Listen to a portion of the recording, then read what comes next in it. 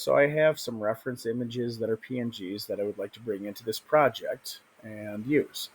That is something that you can do. If I go up to Edit and Preferences, and I go to my add-ons, and if I type in images, there is an option for import images as planes. Make sure you check that box.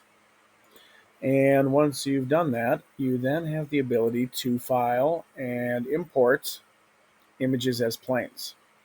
And then I'll just select them both.